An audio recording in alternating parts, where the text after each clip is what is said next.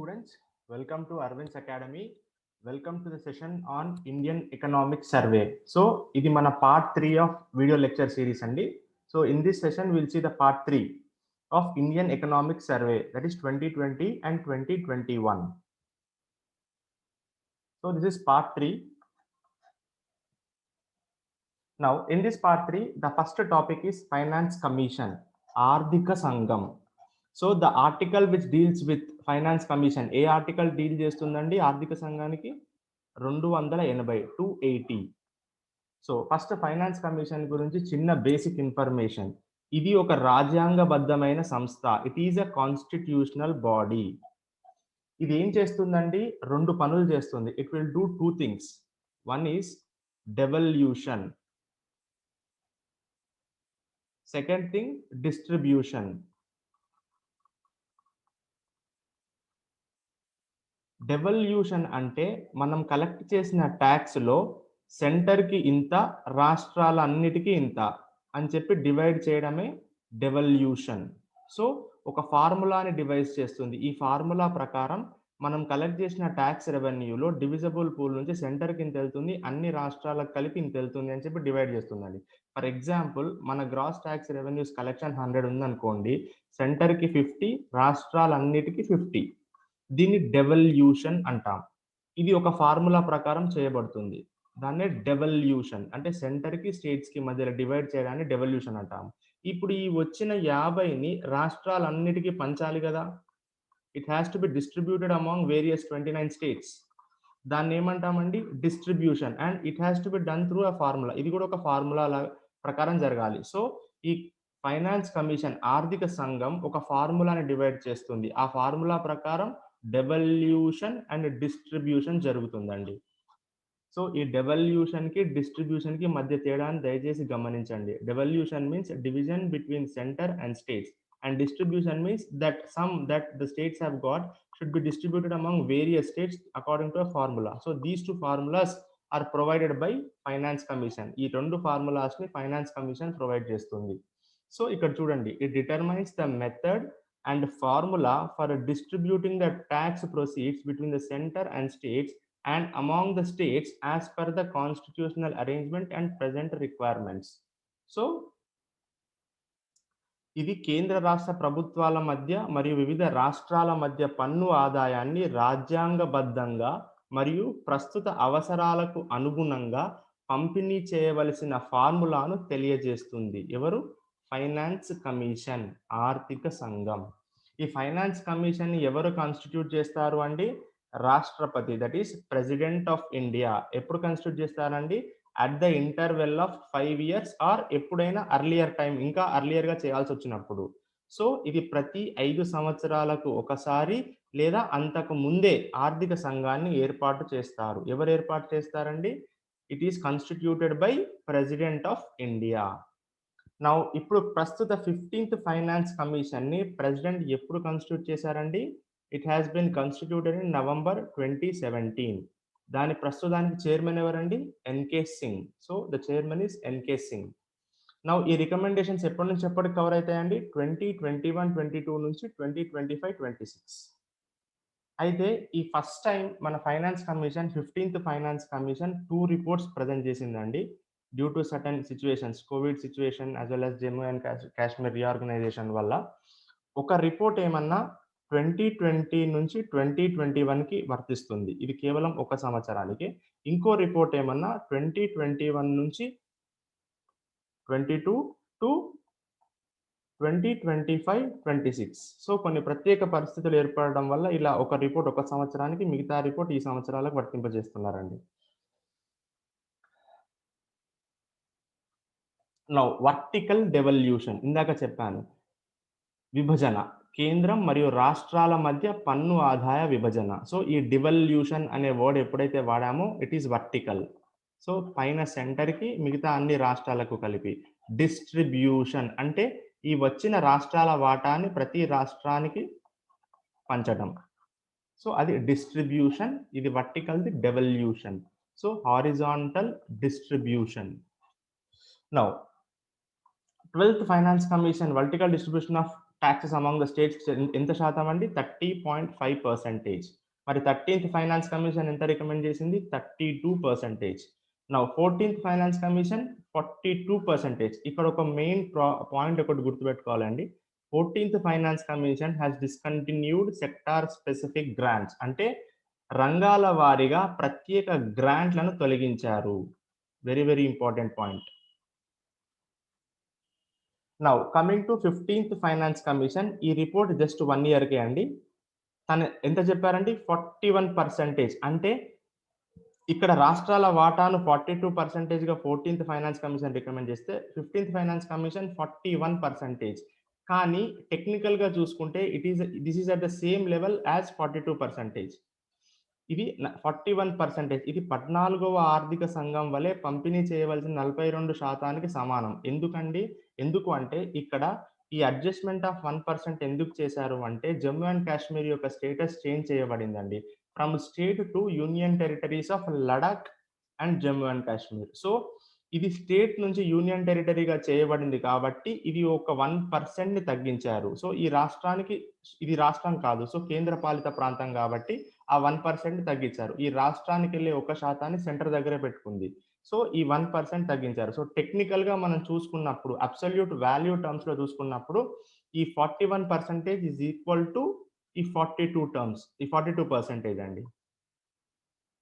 So ఇందాక నేను చెప్పినట్టు 15th ఫైనాన్స్ కమిషన్ 2 రిపోర్ట్స్‌లను ప్రెజెంట్ చేస్తుందండి. ఒకటి కేవలం 1 సంవత్సరానికి, మిగతాది ఈ 5 సంవత్సరాలకు.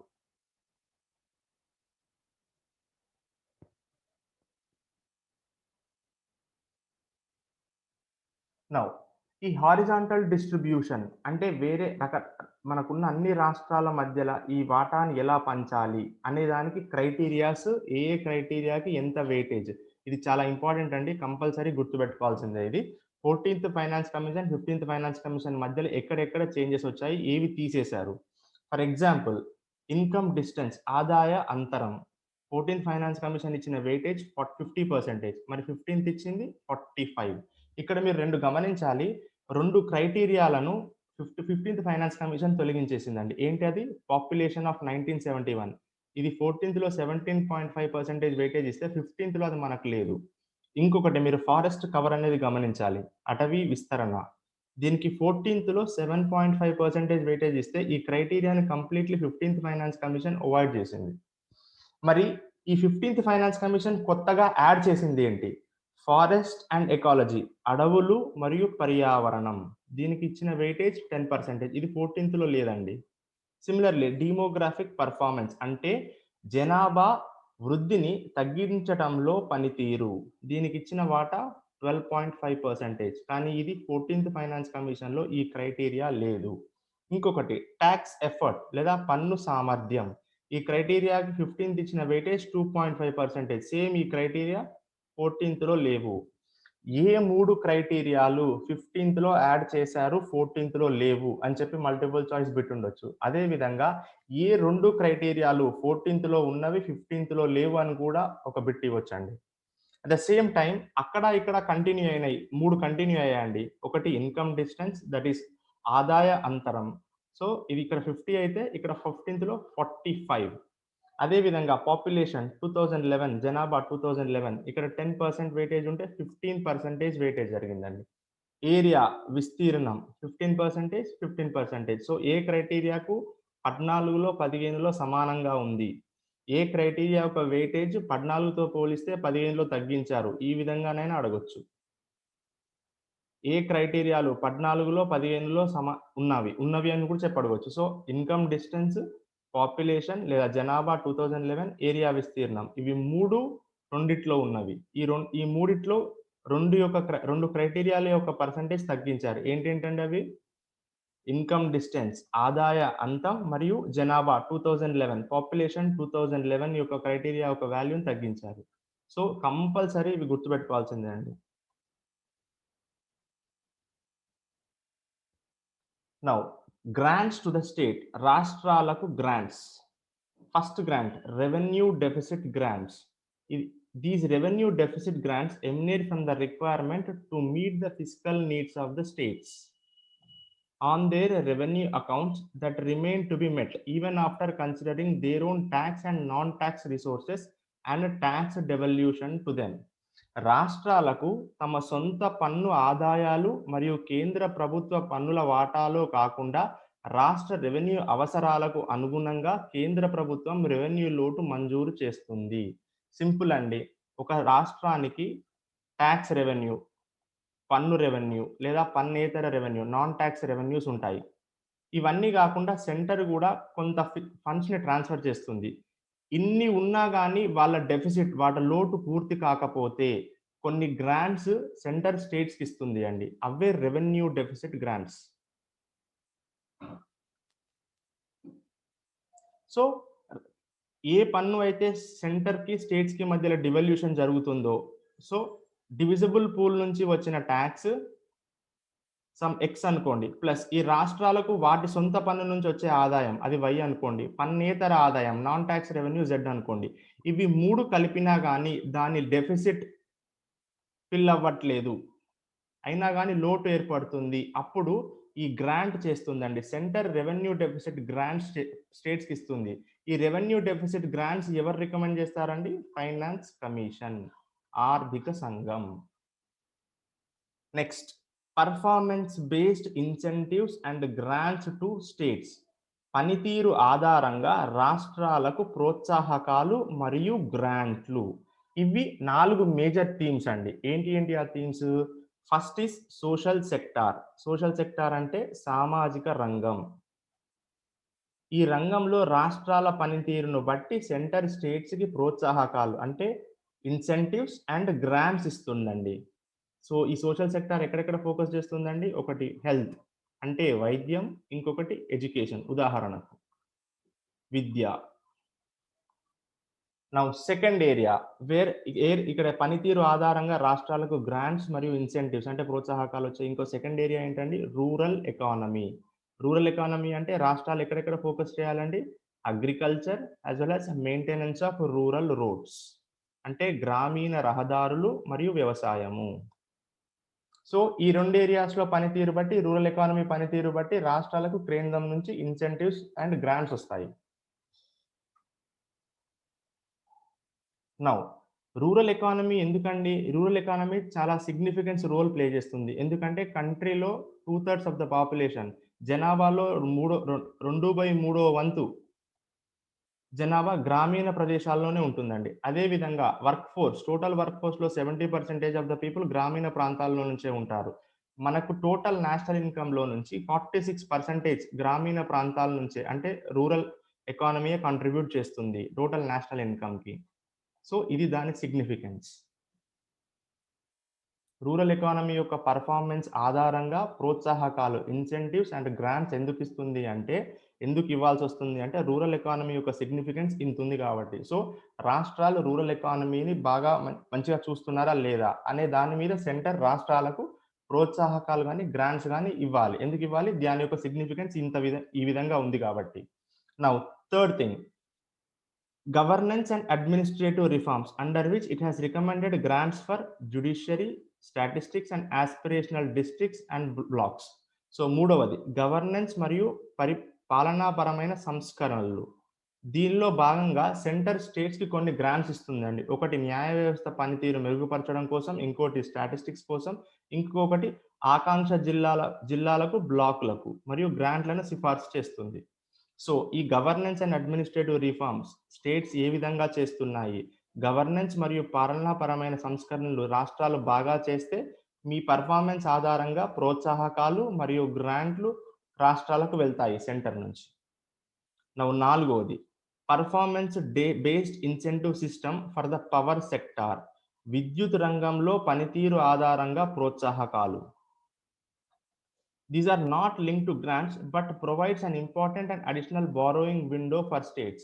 ఇక్కడ ఏంటంటే మీ పనితీరు బాగా ఉంటే సెంటర్ ఎటువంటి గ్రాంట్ ఇవ్వదు. కాకపోతే ఏంటంటే మీరు మార్కెట్ నుంచి ఇంకాస్త లోన్ లేదా అప్పు తెచ్చుకోవడానికి మీకు వీలవుతుంది. సో అందుకు సెంటర్ మీకు ప్రోత్సహిస్తుంది. ఇది నాలుగవదండి. సో ఇక్కడ చూడొచ్చు దీనిలో భాగంగా ప్రత్యేకంగా ఏ విధమైన గ్రాంట్లు ఇవ్వరు, కానీ అదనపు రుణాల సేకరణకు ప్రత్యేక అవకాశం కల్పిస్తుంది రాష్ట్రాలకు centre.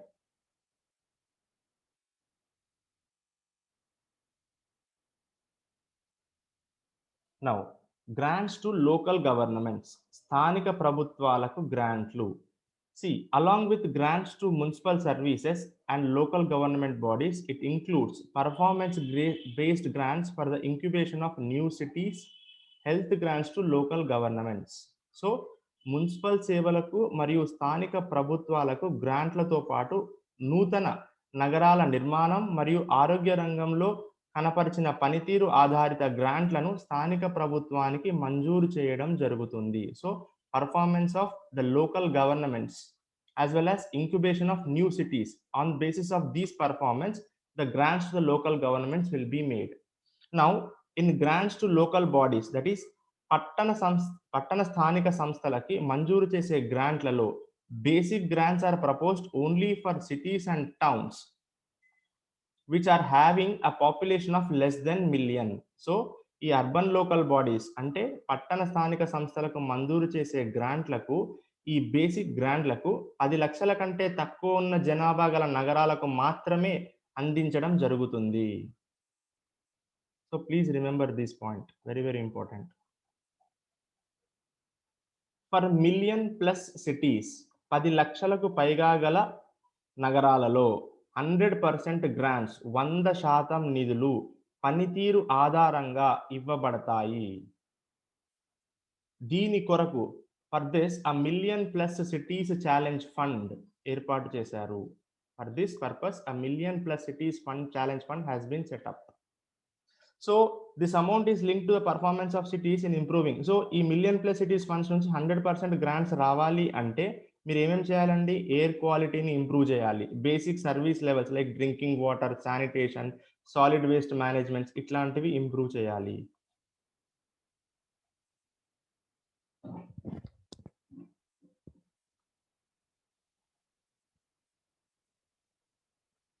Now next thing, grants for disaster risk management. So under disaster management act 2005, విపత్తు నిర్వహణ చట్టం 2005 ప్రకారం సెంటర్లో ఒక ఫండ్ ఉంటుంది, స్టేట్లో ఒక ఫండ్ ఉంటుంది అండి. సెంటర్లో ఆ మేజర్ ఫండ్ ఏంటండి? National disaster risk management fund. ఈ ఫండ్ కింద 2 ఫండ్స్ ఉంటాయండి, సబ్ పార్ట్స్. ఏంటండి అవి? నేషనల్ డిజాస్టర్ రెస్పాన్స్ ఫండ్, దీన్నే మనం ఎన్డీఆర్ఎఫ్ అంటాం. ఇంకొకటి national disaster mitigation fund. Similarly, state level lo state disaster risk management fund. So this fund is an inclusion of 2 sub funds. ఏంటండి అవి? స్టేట్ డిజాస్టర్ రెస్పాన్స్ ఫండ్, రాష్ట్ర విపత్తు ప్రతిస్పందన నిధి. State disaster mitigation fund, రాష్ట్ర విపత్తు ఉపశమన నిధి. సో ఈ corpus NDRF కానీ ఎస్టీఆర్ఎఫ్ కానీ ఎంత ఉండాలి అని చెప్పే సంస్థ ఫైనాన్స్ కమిషన్, ఆర్థిక సంఘం సిఫార్సు చేస్తుందండి. ఈ అమౌంట్ ఎన్డీఆర్ఎఫ్ కానీ ఎస్డిఆర్ఎఫ్ కానీ ఆ కార్పస్ ఎంత ఉండాలి అని. ఫర్ ఎగ్జాంపుల్ ఫర్ ఎన్డీఆర్ఎఫ్, ఈ ఎన్డీఆర్ఎఫ్ నిధులు ఎక్కడి నుంచి వస్తాయండి? సెంటర్ లెవెల్లో budget allocations, that is from gross tax revenue. Budget కేటాయింపులు చేస్తారు స్థూల పన్ను రాబడుల నుంచి, ఆ బడ్జెట్ నుంచి కాస్త ఎన్డీఆర్ఎఫ్కి అలొకేట్ చేస్తుంది, అదొక విధం. ఇంకొకటి నేషనల్ కెలామిటీ కంటింజెన్సీ డ్యూటీ, జాతీయ విపత్తు ఆకస్మికత నిధి. ఇది ఎట్లా? ఇది ఈ డ్యూటీకి ఫండ్స్ ఎక్కడి నుంచి వస్తాయండి? It is nothing but a surcharge on customs and excise tax on commodities like cigarettes, alcohol and petroleum. Customs మరియు ఎక్సైజ్ పన్నులపై సర్చార్జ్ వేస్తే అదే national calamity contingency duty. So it is a surcharge on customs and excise tax. ఎక్కడ వేస్తారండి ఈ tax, ఈ surcharge ని? on commodities like cigarettes, alcohol and petroleum. So ఈ రెండు ఏరియాస్ నుంచి వచ్చిన ఫండ్సే ఎన్డీఆర్ఎఫ్ ఫండ్స్ అవుతాయండి. నెక్స్ట్ మరి ఎస్డిఆర్ఎఫ్ ఎక్కడి నుంచి వస్తాయి? ఫర్ జనరల్ కేటగిరీ స్టేట్స్ నుంచి, ఫర్ ఎగ్జాంపుల్ ఎస్డిఆర్ఎఫ్ ఫండ్ 100 ఉండాలని ఫైనాన్స్ కమిషన్ రికమెండ్ చేసింది అనుకోండి. జనరల్ కేటగిరీ స్టేట్స్కి సెంటర్ ఏమన్నా 75 రూపీస్ ఇస్తే, స్టేట్ ఏమన్నా వాటి ఫండ్స్లో నుంచి 25 రూపీస్ కంట్రిబ్యూట్ చేయాలి. అదే నార్త్ ఈస్టర్న్ హిమాలయన్ స్టేట్స్, ఈశాన్య మరియు హిమాలయ రాష్ట్రాలకు లేదా ప్రత్యేక హోదా కలిగిన రాష్ట్రాలకు సెంటర్ 90% నిధులు ఇస్తే ఆ రాష్ట్రం 10% నిధులు తీసుకురావాలి. ఉదాహరణకు ఈ ఫండ్ 100 అయితే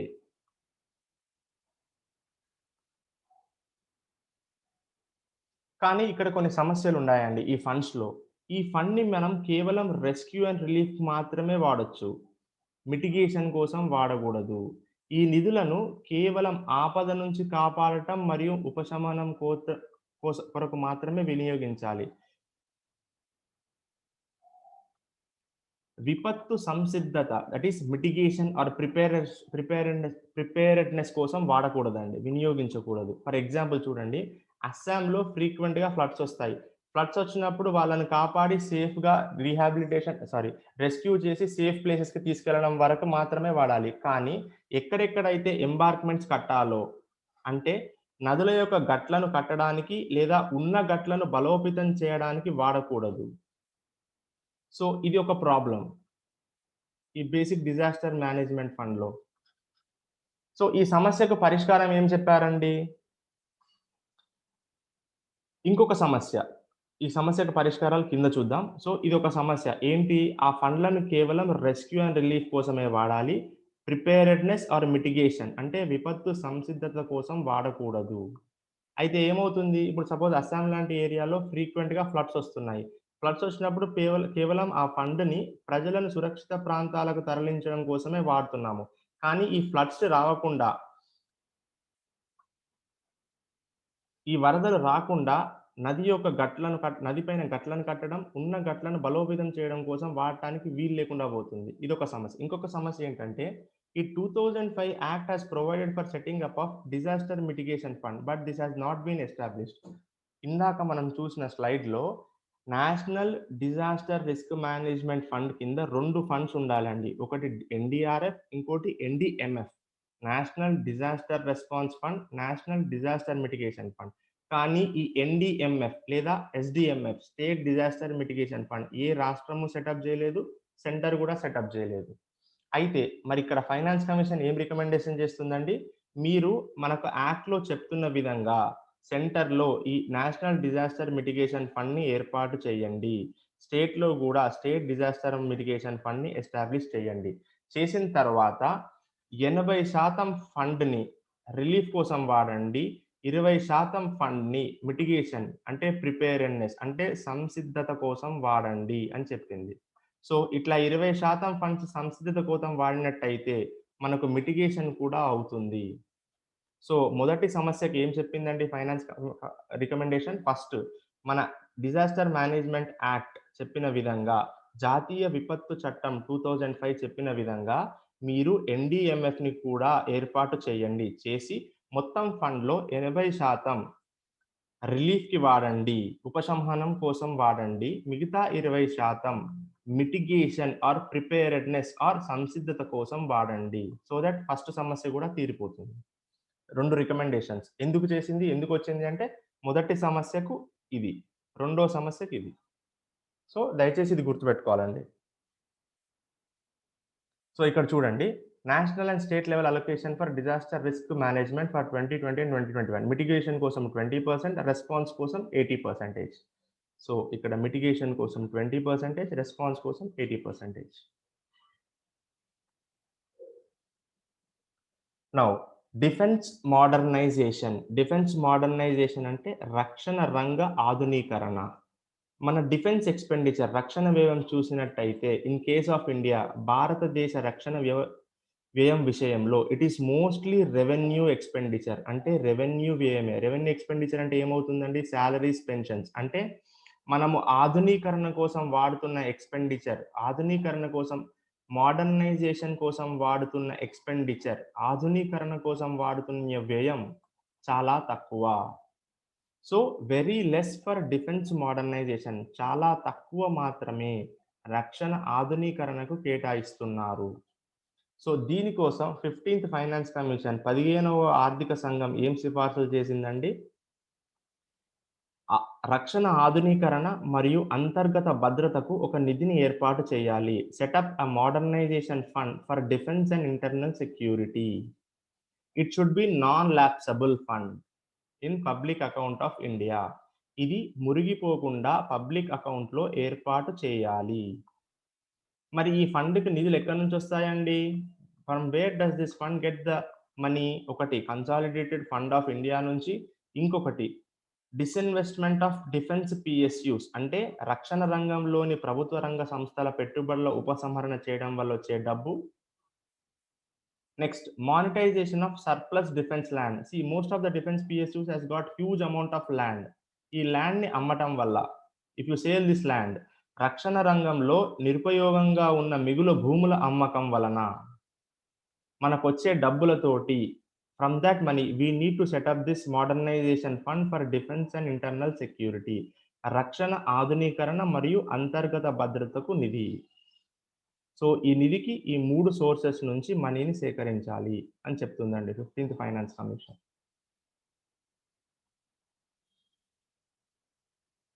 నౌ ఒక చిన్న బేసిక్ కాన్సెప్ట్ అండి. ఈ basic concept is very very important for those students who are going for group 1 interview as well as group 1 mains people who will write their mains examination in the coming notification. We will see this first.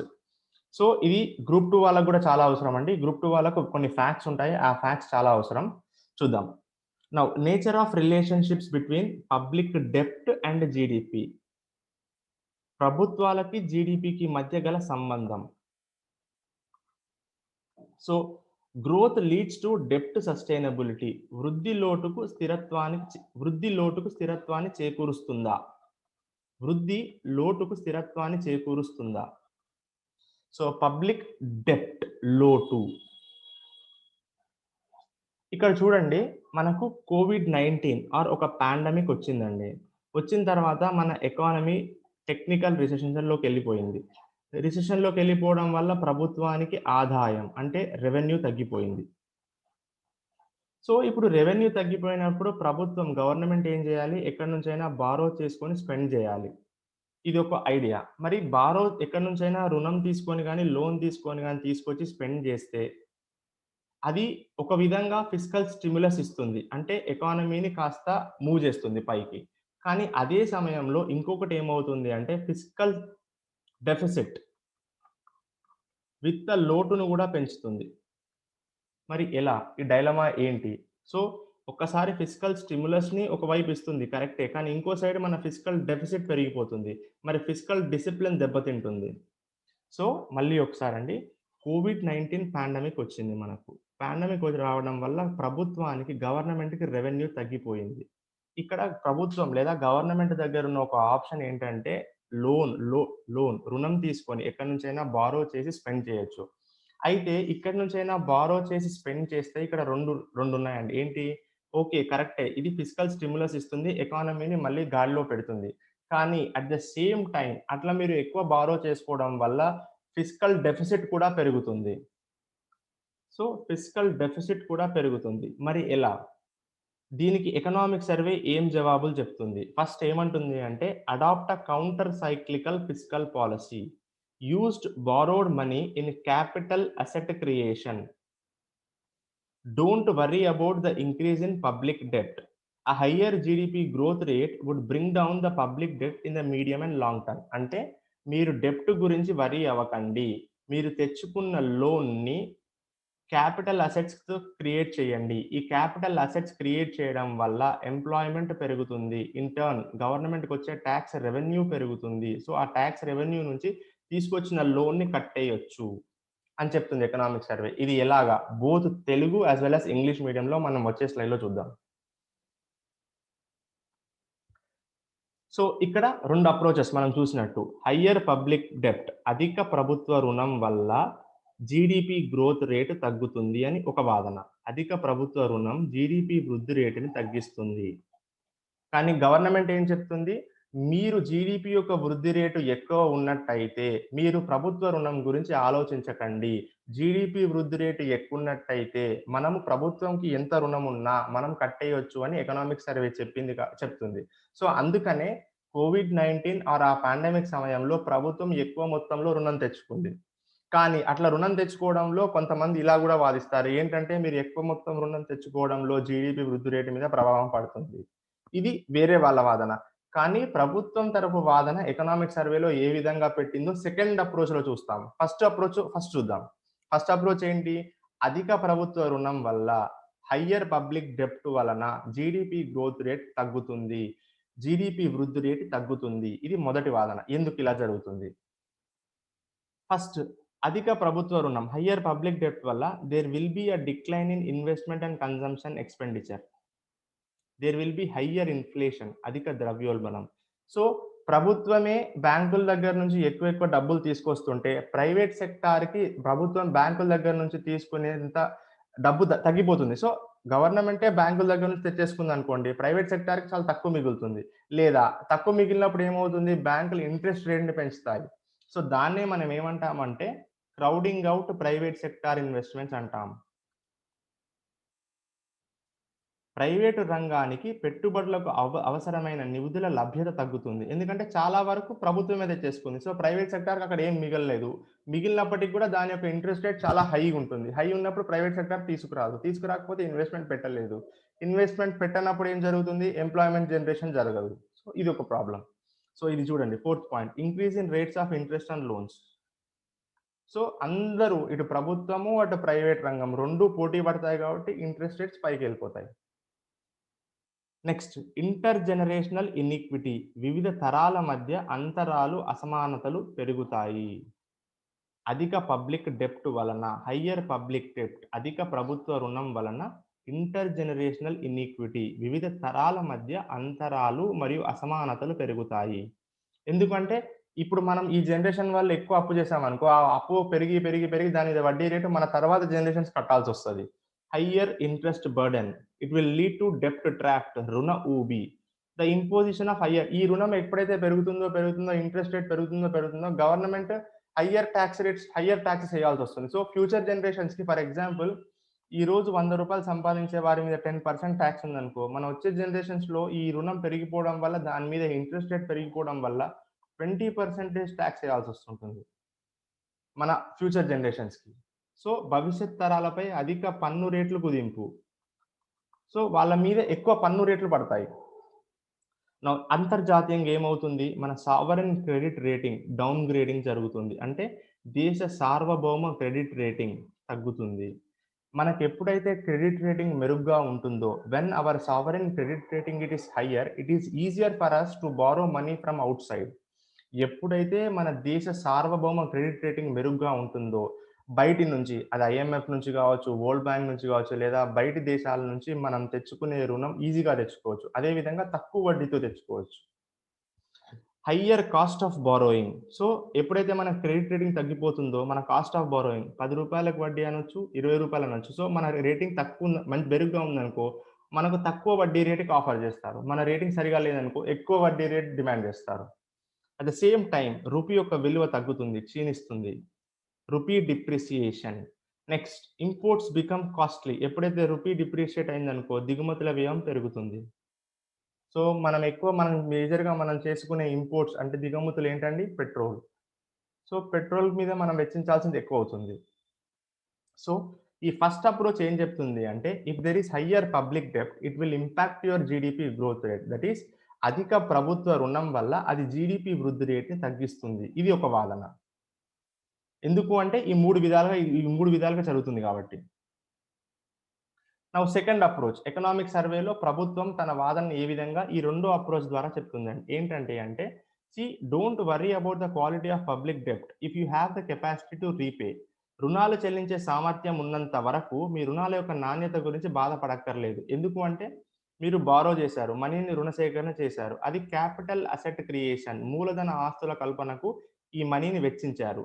అట్లా ఎప్పుడైతే మూలధన capital asset create చేశారో it will generate employment. ఇది ఉపాధి లేదా ఉద్యోగం ఇస్తుంది. అప్పుడు వాళ్ళకేమైతది? ఉద్యోగం వచ్చిన వాళ్ళు ఎక్కువ స్పెండ్ చేయగలుగుతారు. ఎక్కువ స్పెండ్ చేస్తే ఏమవుతుంది? గవర్నమెంట్‌కి టాక్సెస్. సో, మీకు ఉపాధి రావడం వల్ల ఇన్‌కమ్ టాక్స్ గవర్నమెంట్‌కెళ్తుంది. మీరేదైనా ఒక సోప్ కొనడం వల్ల ఇండైరెక్ట్ టాక్స్ గవర్నమెంట్‌కెళ్తాయి. So, both direct and indirect taxes గవర్నమెంట్‌కి ఇంక్రీజ్ అవుతాయి. ఎప్పుడైతే గవర్నమెంట్‌కి టాక్సెస్ రెవెన్యూస్ పెరిగిందనుకో, దాని కెపాసిటీ టు రీపే ఇంక్రీజ్ అవుతుంది. ఇదొక వాదన. ఈ వాదనకు గవర్నమెంట్ లేదా ఎకనామిక్ సర్వే ఏమేం చెప్తుంది? ఈ వాదనను సమర్థిస్తూ ఎకనామిక్ సర్వే కొన్ని పాయింట్స్‌ని మన ముందు పెడుతుంది అండి. ఏంటి ఆ పాయింట్స్? దాన్నే నేను రీజన్స్ ఆర్ కారణాలు అంటాము. డెప్ట్ సస్టైనబిలిటీ డిపెండ్స్ అపాన్ రుణ సుస్థిరత అనేది ఈ క్రింది వాటిపై ఆధారపడుతుంది. ఏంటది? Interest rate growth differential. This is equal to interest rate minus GDP growth rate. వడ్డీ రేటు వృద్ధిలో వ్యత్యాసము వడ్డీ రేటు మైనస్ జీడీపీ వృద్ధి rate. So this IRGD interest rate growth differential is equal to interest rate minus GDP growth rate. ఇప్పుడు గమనించండి, ఇది first ఉంది, ఇది ఎల్హెచ్ఎస్, ఇది ఆర్హెచ్ఎస్. ఇప్పుడు జీడీపీ గ్రోత్ రేట్ మనకు ఎక్కువ ఉండాలి, వడ్డీ రేటు తక్కువ ఉండాలి. ఫర్ ఎగ్జాంపుల్ ఇది ఏ 30 ఉందనుకుందాం, ఇది 10 ఉంటే డిఫరెన్స్ ఎంత అండి? -20. అంటే ఎప్పుడు ఇది మైనస్‌లో పెరుగుతుందో ఐఆర్‌జీడీ ఎక్కువుంటుంది. అంటే మైనస్‌లో ఉంటే ఆ కంట్రీకి తెచ్చుకున్న లోన్ పేమెంట్ చేసే కెపాసిటీ ఎక్కువున్నట్టు. ఫర్ ఎగ్జాంపుల్ మన భారతదేశాన్ని చూద్దాం. మన జీడీపీ గ్రోత్ రేట్ ఎంతండి? నామినల్ నామమాత్రపు జీడీపీ గ్రోత్ రేట్ 12.8%. మనం చెల్లిస్తున్న historical averages of interest rate ఎంతండి? 8.8%. అప్పుడు ఐఆర్‌జీడీ నెగెటివ్‌లోనే ఉంది గదా! అంటే మనం పేమెంట్ చేసే కెపాసిటీ మనకెక్కువుంది. సో, మనం పేమెంట్ చేసే కెపాసిటీ ఎక్కువుంది కాబట్టి, మనం తెచ్చుకున్న రుణాల గురించి బాధపడాల్సిన అవసరం లేదని ప్రభుత్వం ఎకనామిక్ సర్వేలో చెప్తుంది అండి. ఈ పాయింట్ లేవనెత్తుతూ. చూడండి, మన యొక్క IRGD interest rate growth differential, దీన్ని తెలుగులో ఏమంటామండి? వడ్డీ రేటు వృద్ధిలో వ్యత్యాసము. సో, మన IRGD is better than US, UK, Japan and Canada. But not China. చైనాది మనకంటే మెరుగ్గా ఉంది. ఎందుకు చైనాది మనకంటే బెటర్ పొజిషన్‌లో ఉందంటే, చైనా జీడీపీ గ్రోత్ రేట్ మనకంటే చాలా ఎక్కువ. సో, చైనా యొక్క GDP growth rate is higher than India. So, ఇది ఒక మల్టిపుల్ చాయిస్ బిట్ అండి ఇక్కడ మీకు. So, India's IRGD is better than US, UK, Japan and China అని ఆప్షన్ ఇచ్చారనుకో, చూస్ ద రాంగ్ వన్ అంటే చైనా. నెక్స్ట్ మన కంపోజిషన్ ఆఫ్ సెంట్రల్ గవర్నమెంట్ డెబ్ట్, కేంద్ర ప్రభుత్వం రుణం యొక్క సంయోజనం చూసినట్టయితే ఎక్స్టర్నల్ లయబిలిటీ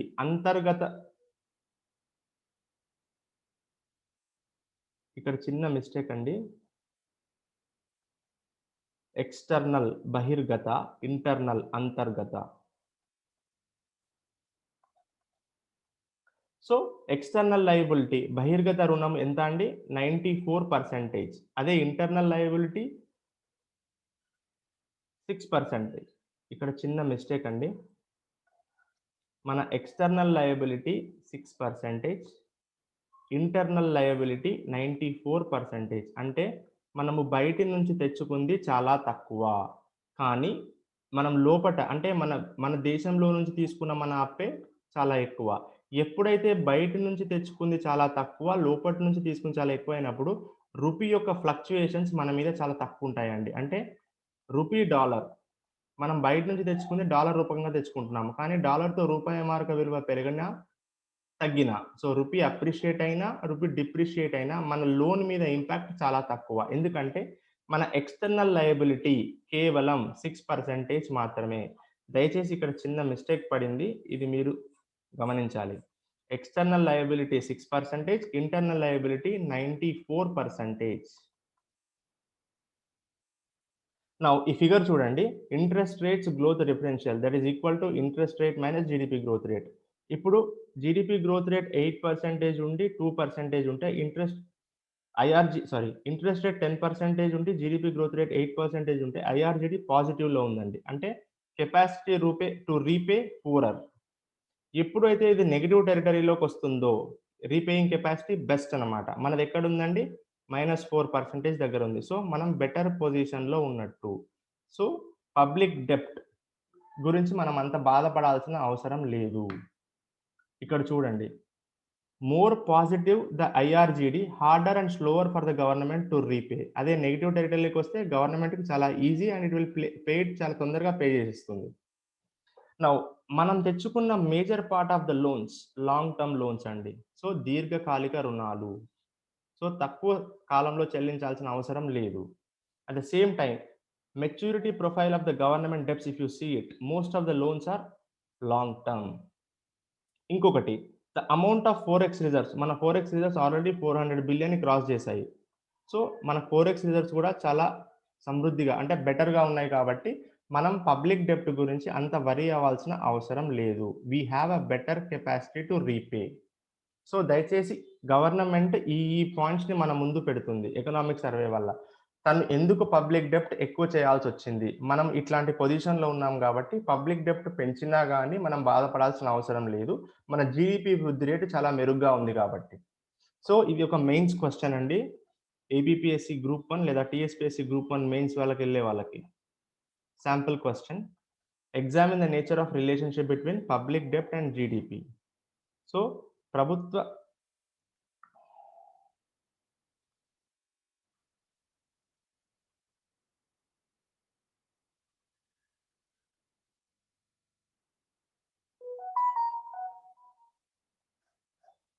సో రుణాలు చెల్లించే సామర్థ్యం ఉన్నంత వరకు రుణాల యొక్క నాణ్యత గురించి బాధపడాల్సిన అవసరం లేదు. సో ప్రభుత్వ రుణం, సో ఇక్కడ ప్రభుత్వ రుణం అండి ఇది. సో ప్రభుత్వ రుణం జీడిపి వృద్ధి రేటుకు మధ్య గల సంబంధాన్ని పరిశీలించండి. భారత లాంటి దేశాలు అభివృద్ధి చెందిన దేశాలలో రుణ సుస్థిరతను ప్రభావితం చేసే అంశాలు ఏవి? సో ఈ 2 questions both Telugu as well as English version. ఇక్కడ ఇది ప్రభుత్వ రుణం అండి. ఈ చిన్న మిస్టేక్‌ని దయచేసి గమనించగలరు.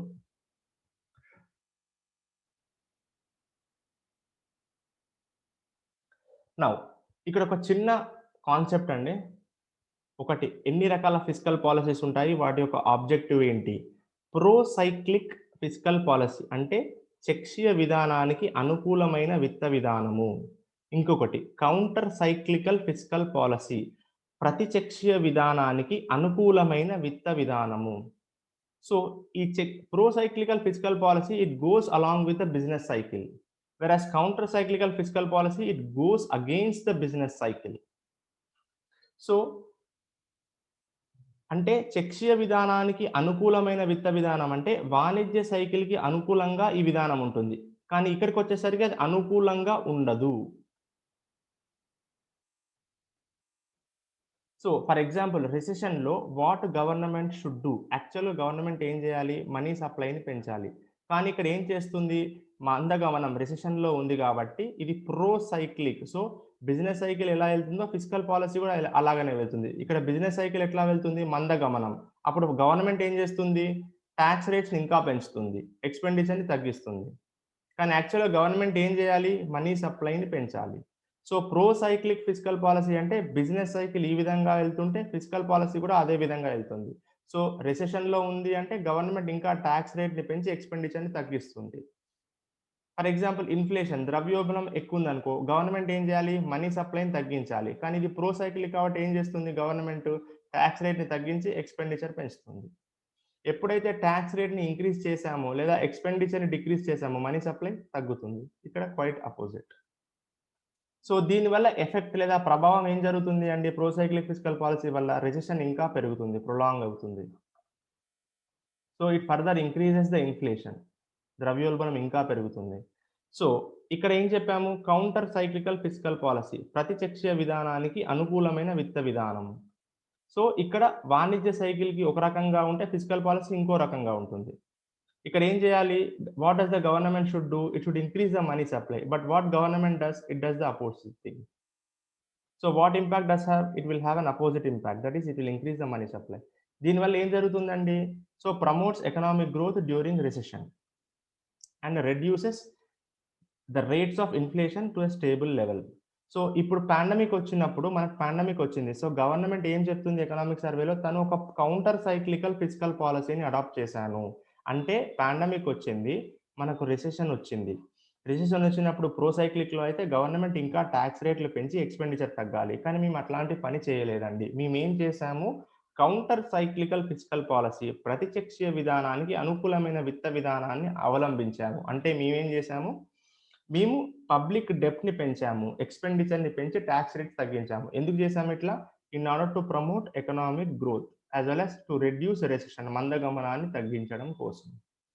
ఇలా ఎందుకు చేశాము అంటే, మనకు పబ్లిక్ డెప్ట్ మీరు పెంచుకుంటూ పోతే ఫిస్కల్ డిసిప్లిన్ పోతుంది కదా అంటే, లేదు అండి పోదు. ఎందుకు పోదు అంటే, మన జీడిపి వృద్ధి రేటు ఎక్కువ ఉండి మన ఇంట్రెస్ట్ రేట్ కంటే ఎక్కువ ఉన్నప్పుడు అంటే ఐఆర్జీడి మనం బెటర్ పొజిషన్‌లో ఉన్నాం. ఆ 5 పాయింట్లు ఏవేవైతే నేను చెప్పానో ఏంటది? Forex reserves, maturity profile of loans, దీర్ఘకాలిక రుణాలే కాబట్టి మోరోవర్ మనం బయట నుంచి తెచ్చుకున్నవి, బహిర్గతంగా మనం తెచ్చుకున్నవి కేవలం 6% అంతర్గతంగా తెచ్చుకున్నవే 94%.